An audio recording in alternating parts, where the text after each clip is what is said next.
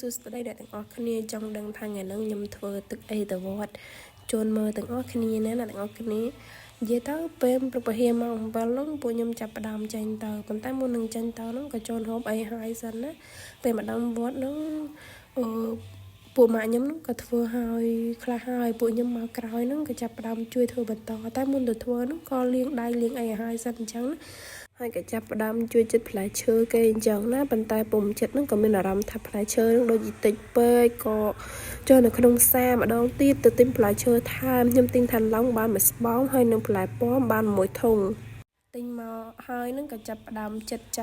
ធ្វើហើយអញ្ចឹងណាព្រោះអីយើងខ្លាចថាយើងធ្វើមិនតាន់អញ្ចឹងណាព្រោះអី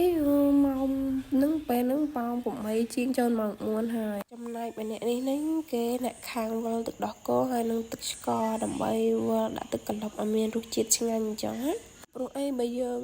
អត់វិលខ្លាចពេលយើងដាក់ទឹកកន្លប់ទៅមិនស្មើដៃមានលីខ្លះអាចនឹងផ្អែមហើយលីខ្លះអាចនឹងសាបអញ្ចឹងណាពេលហ្នឹងលោកកំពុងតែរៀបចំទៅបិណ្ឌបាតហើយ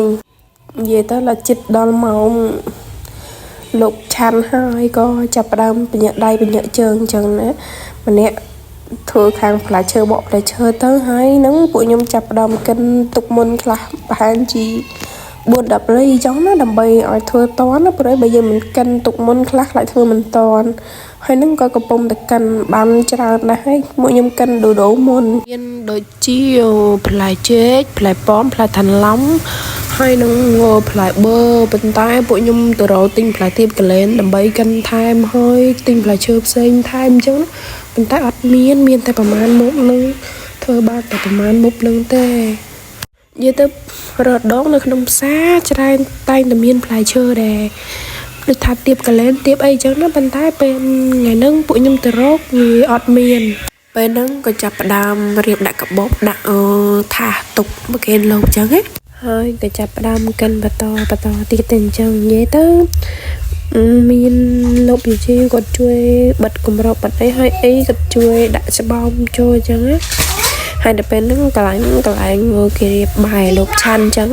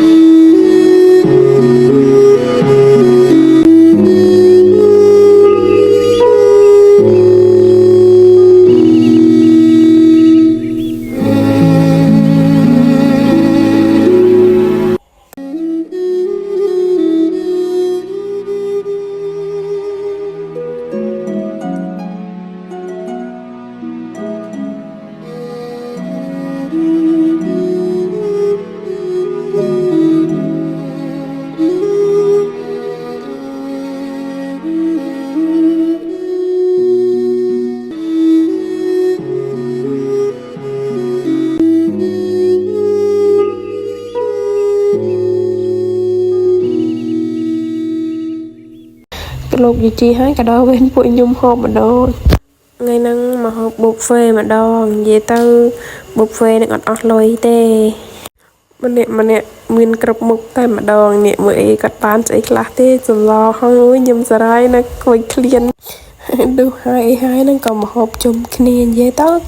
ហូបជុំគ្នាចឹងឆ្ងាញ់តាហូបបានច្រើនទៀតហូបហើយហ្នឹងក៏រៀបចំមកផ្ទះប៉ុន្តែមុននឹងចេញមកហ្នឹងពួកខ្ញុំបានកិនផ្លែឈើដែលលើសចំនួននៅក្នុងវត្តហ្នឹងដើម្បីឲ្យ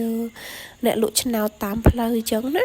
ខ្ញុំសូមអនុមោទនាបុណ្យឲ្យអ្នកទាំងអស់គ្នាដែលបានមើលវីដេអូនេះដល់ចប់ ហើយសូមឲ្យចែកបនឆ្មោះស្មើគ្នាហើយបើសិនជាខ្ញុំនិយាយអីខុសឬក៏មិនត្រឹមត្រូវអីសូមកុំប្រកែប្រកាន់អីណាមានកន្លែងណាខុសប្រាប់ខ្ញុំផងចាំខ្ញុំកែ